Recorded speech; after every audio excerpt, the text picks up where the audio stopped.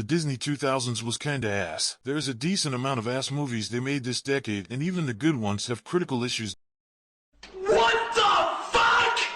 Disney had many production and financial problems, which is a topic best said for another time, but that was basically why the quality took a nosedive after the 1990s collection of Disney films. Pocahontas excluded, of course, but despite that, we are still in for a fun ride even if there are those massive bumps. So, let's get into the ranking of the Disney 2000s. Dinosaur is the worst Disney movie of all damn time. This movie is boring as sin and ugly as sin. F this piece of shit movie. There isn't shit to talk about. The first 10 minutes are the best part of the movie. Those 10 minutes are cool with a good score. And when King Julian and his lemur shitheads start talking, this whole failure of an excuse for entertainment goes to a steaming pile of Triceratops fecal matter. The story is just horribly animated dinosaurs walking through boring as shit landscapes. It's so bad I can't even hate it, because that means I have passionate feelings towards it. There is no charm, no likable characters, no dramatic weight, nothing. There's no value to this movie whatsoever, and it is one of the worst animated movies I've ever seen in my entire life. The love monkey is a prick, and I wanted to strangle his ass as soon as he opened his piece of dead family mouth. Next! Nate, how those chicken strips? Fuck your chicken strips! Go. Fuck your chicken strips! Alright, let's get this over with. Chicken Little is bad, like astonishingly bad. This movie is a bad version of Shrek, which insults me personally. Where to begin with this goat shit? The production troubled as all hell, which is why it came out to be atrocious. I can't believe Disney, the studio that brought you The Lion King, The Little Mermaid, and Aladdin, made a movie where the story is worse than the animation. That is unacceptable. Chicken Little won't stop being shit on by the town and emotionally abused by his dad. He wins a basketball game and then everyone loves him. Then these annoyingly sounding aliens show up, and now Chicken Little, the ugly duckling, this fish, this fat pig, and this alien named Kirby have to stop him. What the hell? Could they seriously not pick one story? They had to make it have two plots. There are pop culture songs that don't fit. It's not funny at all. The animation is hideous, and all the characters are either ass holes or annoying little dweebs. It's stronger than Dinosaur because Kirby the alien is great, and there's one good joke every 25 attempts. It just put me in a shitty mood, and I couldn't enjoy any of it. Never watch it. It's agonizing. No, Junior, they come from cows. So it comes from your mom? Oh, burn! Hey, waiter, can I order a Cody's Mom Burger? Home on the Range. Let me say the things I liked about it. The animation is fine. This egotistical horse is funny at times and has a good character arc, and the villain isn't bad at all, and his villain song is actually enjoyable. If only he was in a better movie. This movie just sucks a boatload of ass. The main cow characters suck, especially Rosen. She's not likable and very lame. Their goal is finding the bandit villain, and it's not funny at all. It's not even a hilariously bad time like Chicken Little or B-Movie. All the attempts at jokes don't feel like they're ever trying. There isn't much to say about it. There is annoying burping, and it happens a lot. The bar fight isn't fun, and the cowboys are annoying. There is no reason to watch this, and the stuff it has to value is not really worth it. There is so much bullshit, and Patrick Warburton shows up randomly for like a minute. It's awful. I don't know what to say. Moving on. What's that? Hair? Hair? Oh, bear! Brother Bear isn't the worst Disney movie. Brave is worse for sure, and the first 20 minutes are great. A very mature telling of these three Native American brothers, and then one of them dies. It feels like this will be a very profound story about grief, and the song at the start is a banger. But then those asshole animals start talking. This is so annoying, and there are annoying asshole characters. It was this great idea of turning Kenai into a bear, and now he has to be Koda's new guardian after killing Koda's mom. Late in the film, Kenai realizes he killed Koda's mom, and that shit is great. But this movie destroys that compelling shit by having shitty, unfunny baby jokes and terrible songs. The songs are by Phil Collins, and they get worse and worse and worse and worse. On My Way is fine despite only letting Koda sing only a couple words, which is stupid. There's this We're So Happy song, and it's so hilariously bad, and it doesn't fit at all. The worst one is the one that prevents us from hearing the great character moment and ruining it because it sounds like shit and sounds like a terrible parody. I guess I did find the moose a little funny, and Joaquin Phoenix as Kenai was charming because I hear the Joker, but there's no reason to watch this shit. Moving on. Barf! Barf, barf, barf, woof, woof, woof! Barf! Ugh, please stop. No. God, why? Bolt is one of those movies I have a lot of nostalgia for from my memories as a kid, but now I think it's just okay. I rewatched it not too long ago, and I think it has some fun moments. The action scene at the start is fun, and Penny and Bolt's relationship is perfectly fine. The cat is okay, even if she is a bit obnoxious at times. There are some funny times, and the journey isn't anything particularly interesting, but it's alright. Now for the stuff I don't like. The station that makes the Bolt show is ridiculous. They be like, we need Bolt to believe that everything he sees is real, otherwise it will ruin the immersion for the audience. So, we must not do any alternate takes. Oh no! The mic got into the frame, even thought we could just remove it with CGI. What if one of those effects or an actor screwed up? Has that never happened before? The hamster is annoying. He's always praising Bolt, and he never shuts up about it. John Travolta as Bolt is boring, and he needs a better actor, especially for a superhero dog. Bolt's arc is just, I'm not a real super dog, but I guess being a regular dog is just as great as being a super dog. So, it's just Buzz Lightyear's arc, but far less emotional. Also, this movie hates cats, and it hurts, and it is annoying. This movie is just okay, nothing special, but not bad at all. Froggy, Froggy, Froggy. Okay, here we go. I like The Princess and the Frog, but I wish it could have a higher rank on my list. The first act is really great. Tiana is a great Disney princess and protagonist. Naveen is pretty fun. Dr. Facilier is a classy villain. The songs are great. This movie is really great. Until Tiana becomes a frog. Tiana has zero reason to become a frog. She didn't do anything wrong. And it doesn't help achieve her goal of getting here restaurant, nor does it help her grow as a character. How the hell does kissing frog Naveen even turn her into a frog? Why did Dr. Facilier program the magic to do this specific effect? His whole plan was to keep Naveen locked away forever, so it wouldn't even be a possibility. There is no damn point. As a result of this chicanery, the movie takes a nosedive the quality department. This isn't great in the middle junk. I guess there are some fun moments. I like Lewis and the Gonna Take You There song isn't terrible like I used to think. But there's so much bully shit. The alligators are annoying, the hunters are annoying, and Raymond the Firefly is the worst thing about this movie by a landslide. Raymond is an annoying little prick. He is one of the biggest racial stereotypes I've ever heard. And I cheered when that little stoopy-dash shithead got stomped on by the villain. Okay, I just remembered that I like this movie. The third act is solid, but there are convoluted plot points. But I don't really mind them all that much. I still had fun with the songs like Dig a Little Deeper, Friends on the Other Side, and Almost There are really, really great. There are some songs that are just okay like the originals and Human Again Wannabe, but still enjoyable. Again, Going Down the Bayou isn't terrible, but the other Firefly songs suck hard. I like most of the characters, and Ray can go burn in hell. Look, I really wish this movie could be better with its really high highs. But there is so much stupid shit, and Ray is an ass. It just left me wanting more. Oh well, I still like it, but I just can't take it. If you travel to the past, that past becomes your future, and your former present becomes the past, which can't now be changed by your new future. Exactly.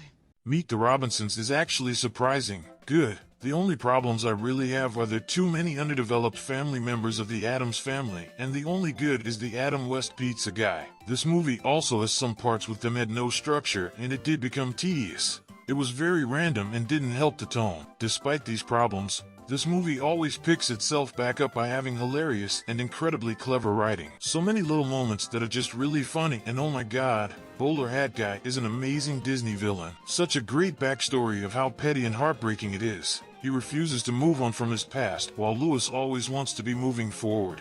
That's great writing. Lewis and Wilbur also have great chemistry and play off of each other pretty solidly. Meet the Robinsons is just really funny, emotional, and just overall an unexpectedly great time. I didn't expect this movie to be great, but I'm so happy that it is.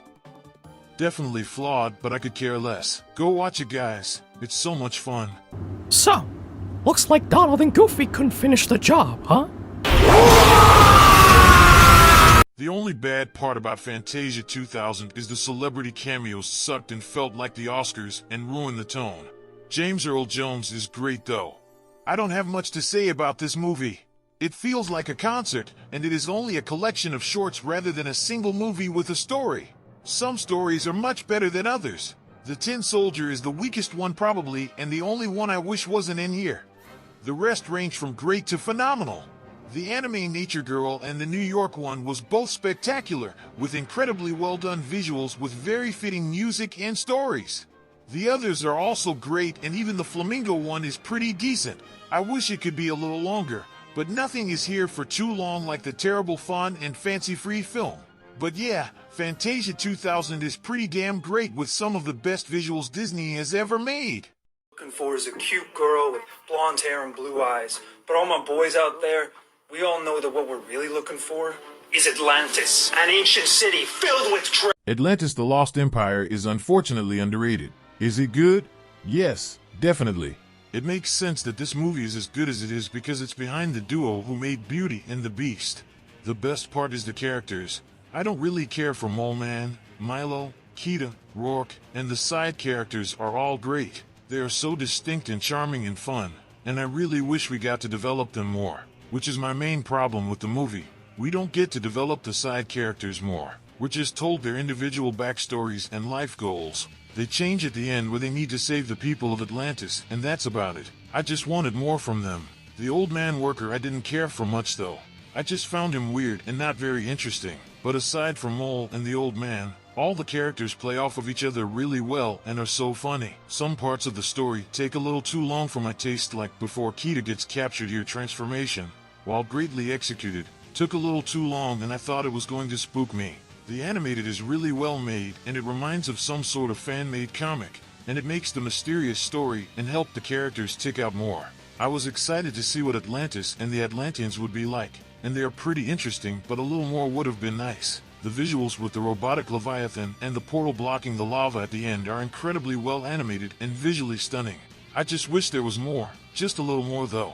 Some of the jokes I don't find funny, like the whoop I cushion one from Mole. That's probably because I don't care for this Mole Man very much. But, overall, this movie is great, and it's what I wanted from a movie about a poorly recorded historical event that is probably a myth. Oh yeah, it's all coming together. Oh yeah, it's all coming together. Boom baby! I don't think The Emperor's New Groove is a masterpiece, but it's still pretty damn good. I wish it had songs and took its emotional moments more seriously by slowing down and letting us feel those feels. But this movie is still a perfect one when it comes to the comedy aspect of it. This movie's so funny with nonsense humor, and that cast is just such a blast. Kuzco is one of the best character arcs in any animated film. He goes from being an asshole to being a loving and caring person in his own egotistical way. Patrick Warburton as Kronk is lovable to watch. Bertha Kidd as Isma is so furious and entertaining. And John Goodman as Pasha is really passionate, and it shows how caring he is. This movie isn't long enough, and the inclusion of those songs would have been better like I said. The plot is really well written though, with so much fun that only comes rarely like this in this way. It feels really clever and zany with its animation. I just really love this one. It's The Emperor's New Groove, and it couldn't be more hilarious. Baby squirrel use a sexy motherfucker. Treasure Planet is very great. I don't think it's a true masterpiece like others, but this movie is incredibly underrated definitely. The second half of this movie I have a problem with, and it's what keeps this from being a true masterpiece for me. I still really enjoy it. This movie was shockingly spectacular for me personally. But Ben is this annoying shithead robot who is never funny ever, and the fact that they make him out to be this important just pisses me off. He never shuts up and is what tells our heroes that the treasure planet has a planetary booby trap and will blow up the whole planet. If he wasn't a prick, then this movie would be a true masterpiece for me. Also, the Doppler and Amelia relationship isn't developed enough, and I wish it was more interesting. But aside from those irritating issues, this movie is still amazing. John Silver and Jim Hawkins are some of the best written characters in any Disney film. They play off of each other so well. Silver is revealed as the twist villain at the start and grows to truly care about Jim. Jim starts out as this typical teenager, but grows to have fun with Silver and truly have a bond with him. Jim grows into a hero in a believable way, and it really works because of how realistic it feels. Despite Doppler and Amelia's side romance that doesn't feel right, I did like them quite a bit even if Amelia isn't developed enough for me. But both are still good. The pirates are pretty menacing, Morph is great, The aesthetic is unique and really interesting and fun to look at, and this story just hits so well, man. A story about Jim who wants to rebuild his mom's restaurant after it being destroyed, Silver secretly wanting the gold for himself with his pirates, and just so many fun moments like the Jim and Silver bonding montage, the start of the whole voyage, the black hole scene, just a blast the whole way through. I really like this movie, and I hope one day the issues I have will be tolerable and I can say this is a true masterpiece like a lot of other people say. Still, this is pretty damn great.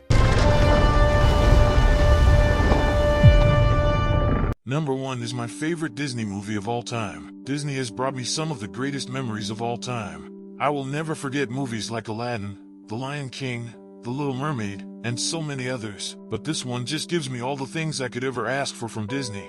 A movie that sticks out and is quite unique of all movies for me among some of my favorite films of all time. Number 1 of my Disney 2000s ranking is Lilo and Stitch. This movie just has it all. It's from the duo who would go on to make How to Train Your Dragon. And I love stories that have two unlikely friendships with a quirky human and vicious but caring creature. When done right, of course. Anyway, Lilo and Stitch's bond is just magic. Lilo is a destructive and difficult child with her sister Nanny, and they both have tragic story of two lost parents, and Nanny has to take care of Lilo herself. Stitch was made to destroy, but feels like the perfect best friend for Lilo because he's also destructive. They both come together and Lilo finds a friend who appreciates her, and Stitch develops into finding purpose, a purpose of caring and showing that he's way more than what he was made to be. It shows that anyone can be way more than what they were made out to be. It just warms my heart. Lilo and Nanny fight, but still love each other and are struggling to adjust to having no parents, and again, Nanny has to do all the work. It's so realistic and it feels uncomfortable, but you feel for them and want them to be better, because you don't want Lilo to be taken away. It's so intense and hurts me emotionally to see them go through this. The Aloha scene is devastating and made me cry the first time I saw it. Not many movies make me cry, but it's ones like these that do. It just speaks to me so well, and I love how this movie still manages to be so funny, full of action, heartwarming, beautifully animated, and the fact that all the characters are likable and how both the human and alien sides to the movie just work so damn well together is just magnificent. It sounds like it doesn't work, but it surprisingly does, and it is just so magically. All the characters have so incredibly arcs too, and this is a movie I now make a video on eventually. I would love to talk about this movie in its own separate video. It's so amazing and just the best Disney movie and the best Disney 2000s movie by a landslide. This decade was definitely not perfect, but I can forgive most of it because of this true masterpiece. Go watch it, it's incredible.